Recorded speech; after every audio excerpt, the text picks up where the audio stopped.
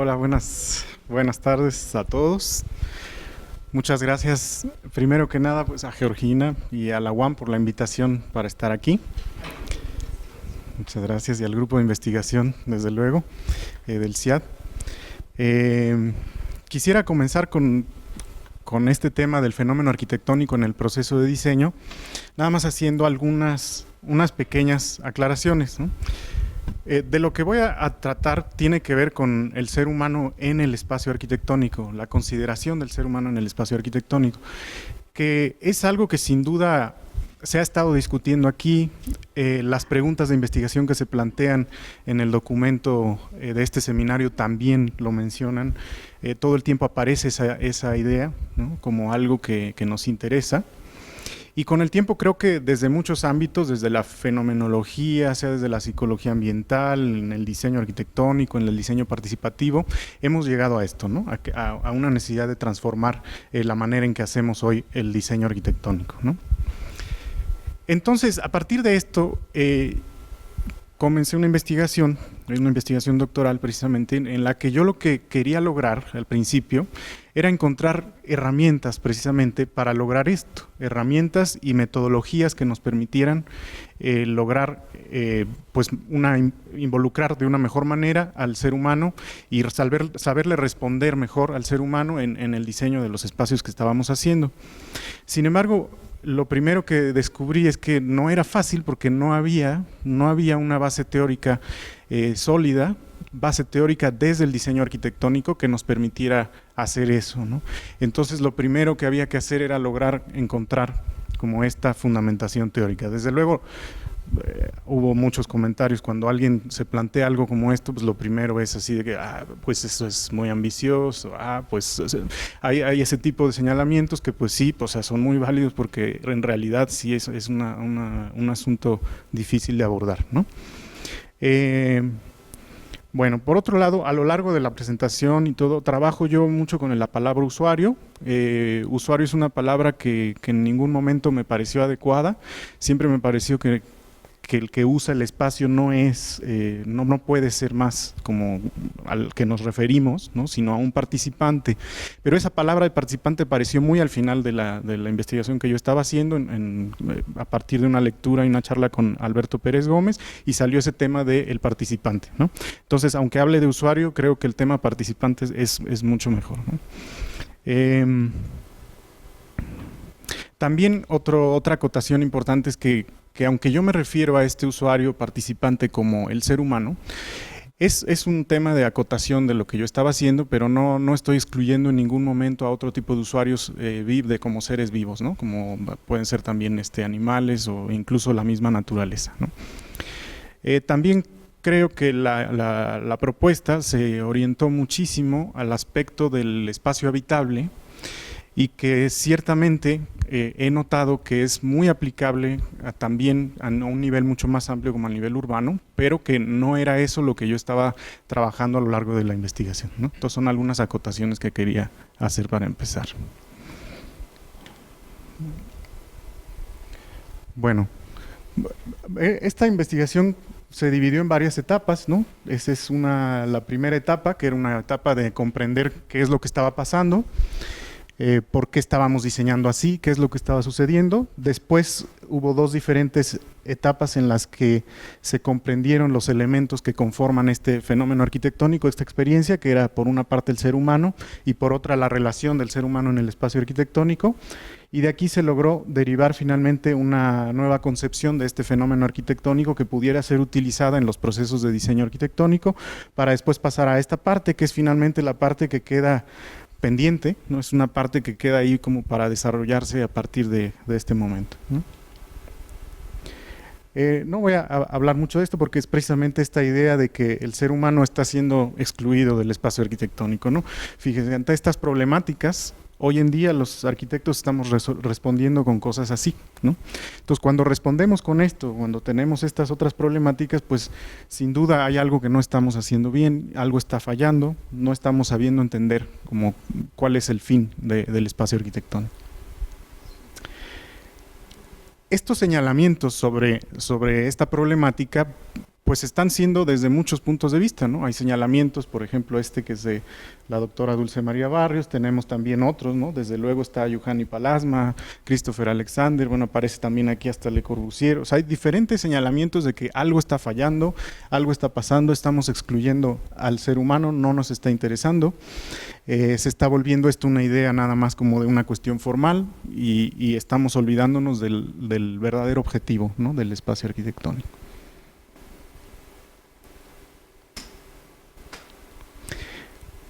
Esta situación pues no es algo que nada más ocurre porque sí, sino que tiene una relación estrecha con el estado actual de la cultura, ¿no? La cultura tiene estas prioridades, ¿no? Hay una prioridad como mercantil, la arquitectura se ha vuelto un objeto de intercambio, ¿no? O sea, vendemos arquitectura, entonces claro, ¿no? Entre más brillante y bonito se vende más rápido y ese es como que se ha vuelto una gran premisa del espacio arquitectónico, ¿no? Entonces, una de ellas es eso, que el estado actual de la cultura nos lleva a la arquitectura como objeto de intercambio. También esta misma concepción nos lleva a la idea de la arquitectura como arte y el arquitecto como artista. No voy a profundizar demasiado en ello, pero sí me refiero a esa idea de la expresión individual, ¿no? De la persona, como si ese fuera mi objetivo, ¿no? Yo lo que voy a hacer a través de la arquitectura es expresarme a mí mismo, entonces esto es lo que yo quiero lograr, ¿no? A eso me refiero como una problemática, ¿no?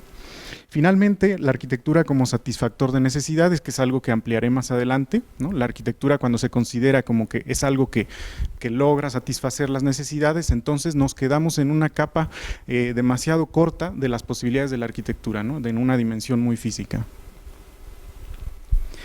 Recuperar este valor humano implica darle su valor dentro de la ecuación arquitectónica. Y esto deriva en la consideración de la arquitectura como fenómeno. La arquitectura como fenómeno es precisamente este momento en el que el ser humano entra en contacto con este espacio y ocurre esta experiencia o este evento, ¿no? Entonces estamos, en realidad, el gran objetivo es el diseño de eventos o de experiencias. Bueno, esta es una fotografía de una obra de Peter Zumthor, la traigo aquí porque me parece muy importante por ahí un texto que él desarrolla, que seguramente la gran mayoría de ustedes conoce, que es el de Atmósferas. Es un documento en el que él habla de una experiencia que él tiene en una plaza de Italia, en la que empieza a describir qué es lo que está experimentando en ese momento, y cuando empieza a describir la experiencia no habla nada más de los muros, sino que empieza a describir, bueno, es que escucho a las aves, veo a unas monjas que pasan por aquí, es la temperatura, no sé qué sea, pero dice, aquí hay una atmósfera que está sucediendo, ¿no? Y esta es la experiencia de habitar, ¿no? Y ante eso, aquí hay una frase que me parece, una cita que me parece reveladora, ¿no? Como arquitecto, ¿puedo proyectar algo con esta atmósfera, con esa densidad, ese tono? Y si es así, ¿cómo? Llevar a cabo esta tarea, crear atmósferas arquitectónicas, también tiene un lado artesanal. En mi trabajo tiene que haber un procedimiento, unos intereses, unos instrumentos, unas herramientas. Me parece reveladora porque viene de una persona que es bastante mayor, un premio Pritzker de arquitectura, muy reconocido, con amplia experiencia, que además domina bastante esta construcción de las atmósferas, y él se pregunta cómo y se pregunta si es posible. Yo creo que esto es revelador para nosotros, arquitectos, porque nos está diciendo precisamente que no tenemos esa formación y no estamos trabajando por ahí. Entonces, parto de esta pregunta, ¿no? De estas preguntas. Las aproximaciones que hasta hoy se tienen tratan de explicar, porque hay muchas aproximaciones que ya existen, ¿no? Pero tratan de explicar este cambio de rumbo como algo necesario y explicar por qué además, ¿no? Pero considero que corresponde ahora para nosotros una necesaria, una expresión del cómo. Primeramente a nivel teórico, que es esto que estamos ahorita trabajando, y posteriormente a nivel práctico, ¿no? Fíjense, aquí hay algunas citas en las que también, ¿no? O sea, desde muchas voces aparece nuevamente esta denuncia de necesitamos cambiar las cosas, ¿no? Esta es una síntesis nada más precisamente de esto que acabo de señalar, qué es lo que está pasando, la concepción actual del fenómeno arquitectónico, cómo esto nos lleva al diseño arquitectónico desde el enfoque actual, nos lleva a los procesos actuales, a las herramientas actuales, o sea, todo parte de una idea que hoy es predominante sobre el fenómeno, que es lo que ya vemos ahorita señalado. Y finalmente esto trae consecuencias negativas a los usuarios, a veces neutras y también hay que decirlo a veces positivas, pero son de repente como aleatorias, ¿no? Como que a veces pasa, pero no sabemos bien por qué pasa. A todo esto se señala, o sea, termino esa fase con finalmente una necesidad de un cambio de enfoque. Pero abordar el diseño desde la perspectiva del fenómeno arquitectónico es complejo, pues implica abordar, y valga la redundancia, complejidades tanto humana como del espacio arquitectónico. Los dos elementos que están como íntimamente relacionados en el fenómeno arquitectónico, que es el ser humano y el espacio arquitectónico en su relación, porque por cierto quisiera aclarar, yo traté en un principio de separarlos, traté de hablar de el ser humano, luego el espacio arquitectónico y luego el ser humano en el espacio arquitectónico, y no es posible, o sea, no es posible separar el espacio arquitectónico por sí mismo, porque no existe, entonces es el espacio arquitectónico en su relación con el espacio. Y entonces las complejidades pues aquí son mayúsculas, ¿no? Aquí también una frase de Christopher Alexander que también nos deja como esta idea, ¿no? Estamos tratando de hallar, cuando hacemos diseño, una especie de armonía entre dos elementos intangibles, una forma que aún no hemos diseñado y un contexto que no podemos describir debidamente. Entonces el problema aquí, con todo esto, pues se vuelve mayúsculo. También aquí creo que es importante aclarar esta acotación entre una teoría de la arquitectura y una teoría del diseño. Mientras que una teoría de la arquitectura se trata de explicar los eventos arquitectónicos, en una teoría del diseño arquitectónico la búsqueda es para anticipar los eventos arquitectónicos, lo cual se vuelve totalmente complejo. ¿Cómo anticipar esos eventos? Es una cuestión francamente compleja. Sí. Sin embargo, si lo dejamos ahí, nos vamos a topar con algo como esto, ¿no? Si tu única herramienta es un martillo, todos los problemas parecerán clavos, una frase por ahí de Maslow. O sea, si no generamos realmente algo, una estructura, no vamos a poder realmente avanzar más allá de esto, ¿no? Bueno. Entonces el primer ejercicio que hicimos fue esta como síntesis en la que tratábamos de entender, bueno, ¿y en dónde estamos ahorita? ¿Cómo estamos entendiendo hoy este fenómeno arquitectónico? Y entonces aquí sí aparece un usuario, aparece un objetivo que se busca lograr, que se busca conseguir, aparece una interacción como un elemento ahí que relaciona los dos aspectos, como una relación prácticamente de estímulo-respuesta. El espacio arquitectónico aparece también como un objeto, algo que estamos buscando lograr, ¿no? Como ese espacio que es un refugio, que nos permite sentarnos, donde cabe nuestro mobiliario, ¿no? Esa es la concepción de esta síntesis, ¿no? Y trabajamos, cuando hablamos del usuario, trabajamos en sus necesidades físicas y en lo que el usuario hace, ¿no? Y del espacio arquitectónico, del objetivo, trabajamos en estos satisfactores físicos y en el ambiente físico. Las propuestas que se tienen son frecuentemente rechazadas. Hay una idea de que es imposible como tratar de entender esta complejidad y que no es posible llevarla a una teoría, ¿no? La realidad es que muchas de estas propuestas trabajan desde metodologías, pero entran como en juego, como que ya directamente al proyecto arquitectónico y no antes. Yo quiero aclarar aquí que no en esta propuesta no estamos tratando de establecer ningún tipo de metodología, sino es como una especie de mapa o idea de qué es lo que sucede en este fenómeno arquitectónico como como una guía, como un rumbo a través del cual hay que transitar en el proyecto arquitectónico.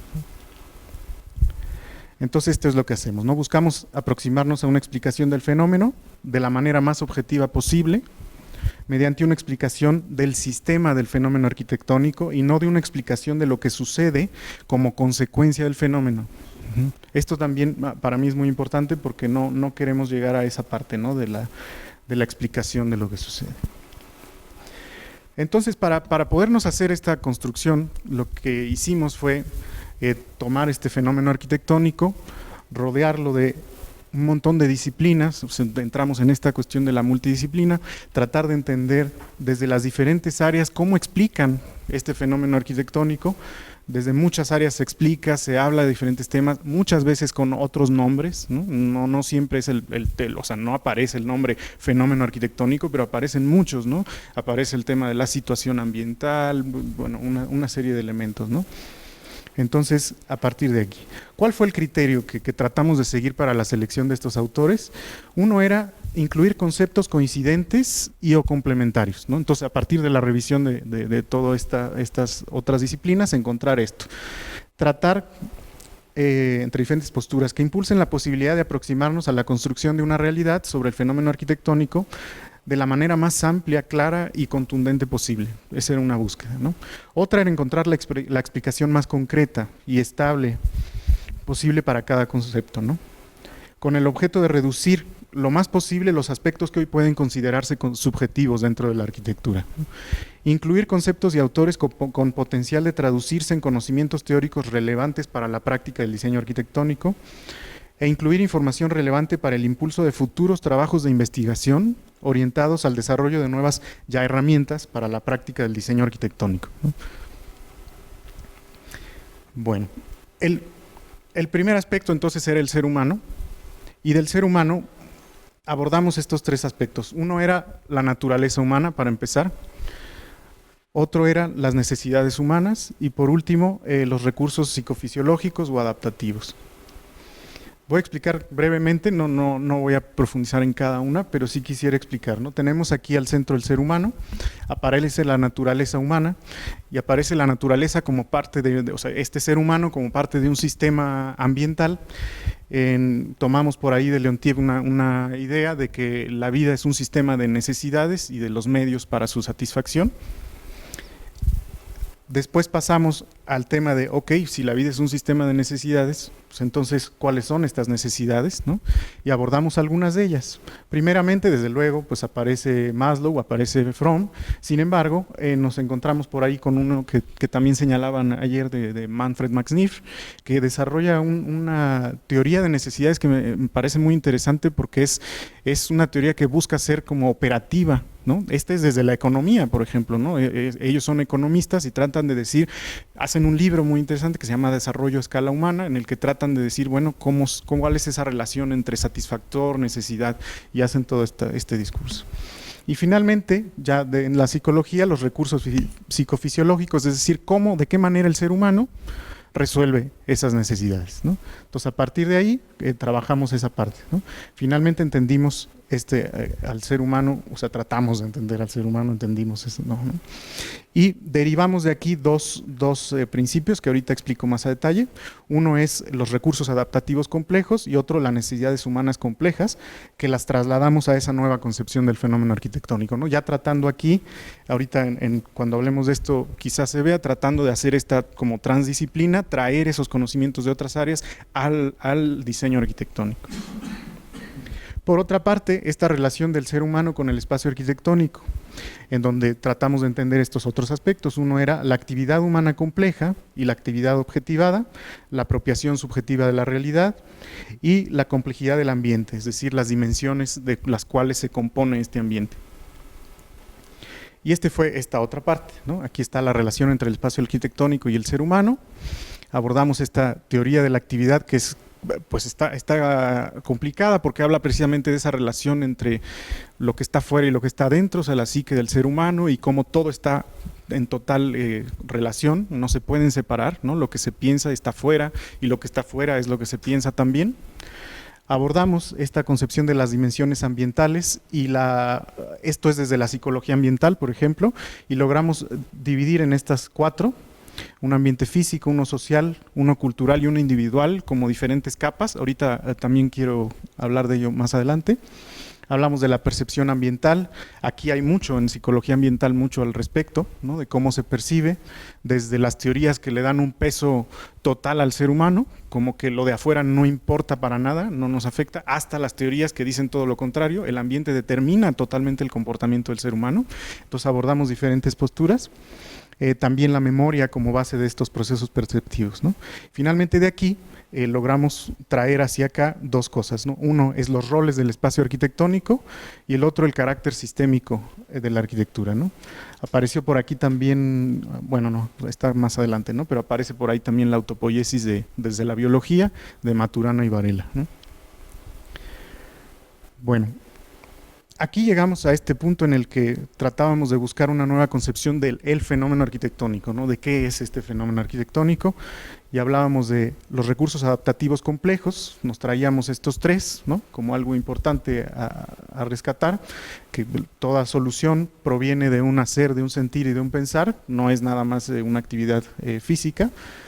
Las necesidades humanas complejas, o sea, nos traemos toda esta cuestión de las diferentes dimensiones, como también de las necesidades, hasta las de trascendencia.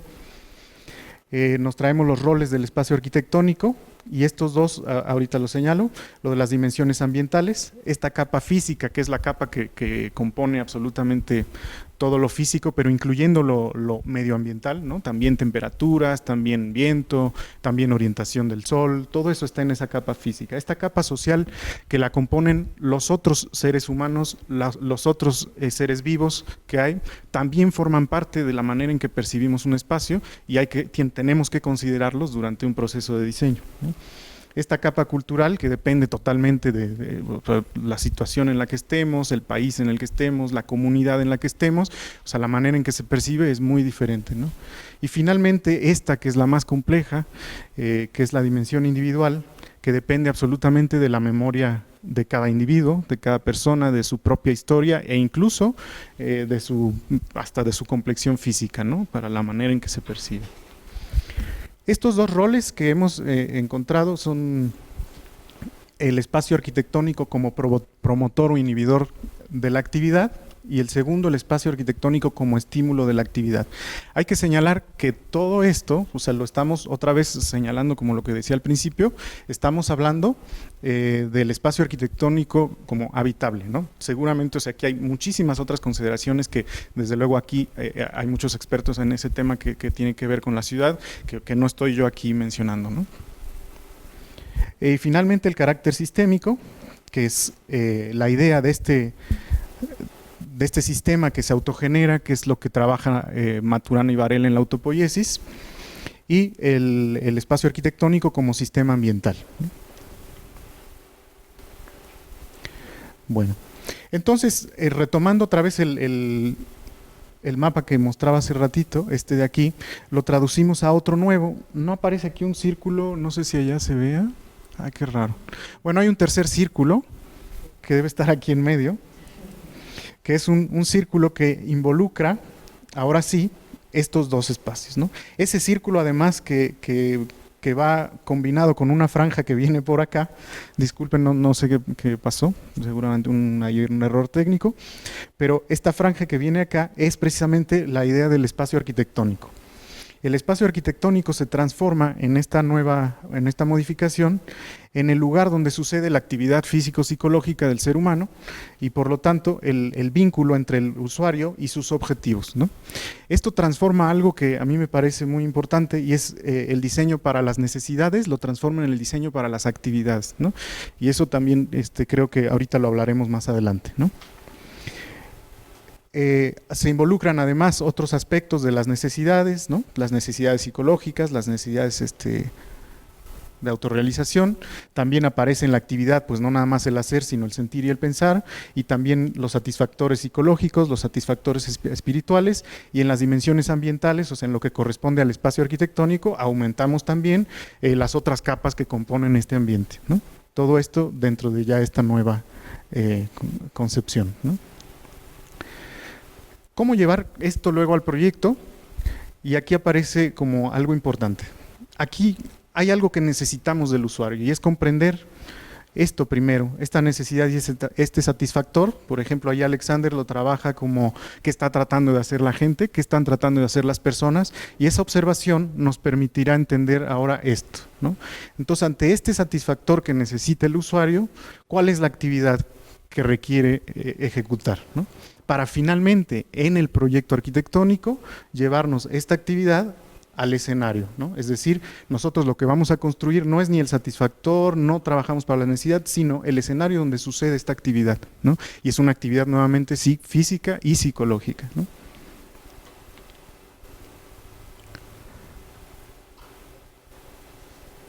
Bueno, esto es esta referencia que estaba haciendo ahorita al carácter sistémico. A mí me parece muy importante esta cuestión del carácter sistémico porque aparece incluso por ahí temas que de repente son un poco escabrosos, como el tema del diseño generativo y cosas así, que a mí me parece que hay un punto en el que se vuelven interesantes, ¿no? Que lo voy a dejar así como interesantes nada más, ¿no?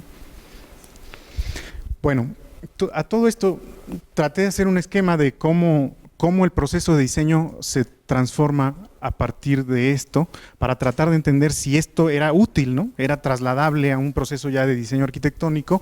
Y entonces primero dije, bueno, vamos a esquematizar el proceso actual, ¿no? ¿Cómo estamos trabajando hoy, ¿no? Entonces, primero que nada, trabajamos sobre necesidades espaciales, ¿no? Requerimientos incluso, ¿no? Problema de diseño es como objeto satisfactor, la arquitectura que resuelve una necesidad espacial. Ese es nuestro planteamiento. Así partimos, llegamos a esta fase de investigación en la que hablamos del cliente, del entorno, bueno, una serie de cosas que ya todos conocemos aquí. Después pasamos a una postura, cosa que es muy interesante aquí porque la postura aquí aparece como gustos a veces, como sensibilidad, como preferencias, ¿no? ¿Qué quiero yo lograr de este espacio? Sí, también en esa postura aparecen cosas que ya hoy asumimos como ciertas, como válidas, que tienen que ver con diseño bioclimático, con diagramas de funcionamiento. Pero luego todo esto lo atravesamos por un filtro, que es el filtro concepto, que a mí, por eso he hecho de repente esos señalamientos, porque para mí es muy importante este filtro como algo que ahorita nos causa mucho ruido, porque aparece ese filtro como nada más cómo paso yo de mi postura como individual a la definición del proyecto. Incluso también señalábamos ayer que podía haber, bueno, señalaba yo ayer que había esa ruptura entre la forma y la función, ¿no? en este proceso. Bueno, ¿qué podría pasar, ¿no? ahora con este enfoque? Y es, bueno, las necesidades, el tema de necesidades es entender las necesidades complejas de los usuarios. El planteamiento inicial tiene que partir de la actividad compleja nuevamente a desarrollarse, sin diseño centrado en la actividad. Al pasar al proceso de investigación, aparece otra vez todo el tema de la investigación. Claro, todo se complejiza un poco, pero después aparecen aquí unos filtros que a mí me parecen importantes, que son estos roles del espacio arquitectónico, es decir, ¿para qué? O sea, este espacio arquitectónico, ¿de qué manera va a apoyar esto que acabamos de descubrir, que es la actividad del usuario? Entonces, si existe esta actividad, ¿de qué manera? Entonces aparece esto como un filtro importante a considerar antes de entrar en este tema de la postura, ¿no? Entonces, después pasamos a este tema de la postura, que es, por ejemplo, lo que decía Juan hace rato, ¿no? De la definición del programa arquitectónico como ya parte de una postura, como parte o sea, después de un análisis se define un programa arquitectónico, o sea, no se da antes ya ese programa arquitectónico. También una cosa importantísima que lo tenías tú también marcado como propósitos, también aparece eso, ¿no? Como una definición de intenciones y objetivos en el proyecto que nos permiten saber a dónde va el proyecto, qué es lo que queremos lograr. Todas las consideraciones que tenemos que hacer sobre la influencia del espacio arquitectónico, la determinación del escenario arquitectónico, ¿no? Todo esto es parte de esta parte de la postura.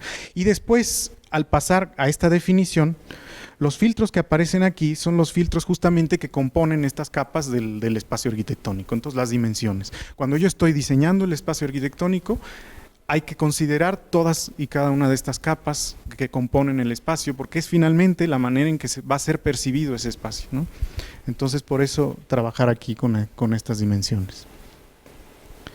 Bueno, a partir de aquí entonces aparece este diseño arquitectónico del escenario de la actividad humana, que plantea pues la necesidad de nuevos usos y nuevas herramientas prácticas que ciertamente hay que desarrollar, y aparecen nuevos usos y nuevas herramientas teóricas que también tendrán que ver seguramente pues desde la enseñanza, o sea, cómo se plantea una enseñanza que considere al fenómeno, se modifican procesos de diseño, hay nuevos conocimientos transdisciplinarios y desde este lado yo señalo aquí algunas cosas como por ejemplo la arquitectura avanzada que permite quizá una mejor interacción del espacio arquitectónico con el ser humano, también el diseño generativo que considero que abre puertas hacia algunas posibilidades de desarrollo a futuro, no en la manera necesariamente en que se está usando en la actualidad, pero sí creo que abre posibilidades a futuro. Este tema de la tendencia y necesidad satisfactor de la que habla Christopher Alexander, que me parece muy interesante, que nos permite entender la necesidad con la observación del usuario o del participante, y finalmente la investigación en diseño, que me parece que es sumamente necesaria, que no la hemos estado como haciendo. Hay incluso por aquí una categorización del diseño la investigación sobre el diseño, que es la que observa el diseño como desde fuera, la investigación en el diseño, que es la que hacemos cuando hacemos proyectos, y la investigación para el diseño, que es esa investigación que nos hace falta para poder hacer diseño, ¿no? Entonces creo que ahí tenemos una meta todavía que desarrollar, ¿no? Bueno, finalmente otra vez todo este tema del mapa, y me gustaría nada más hacer unas consideraciones.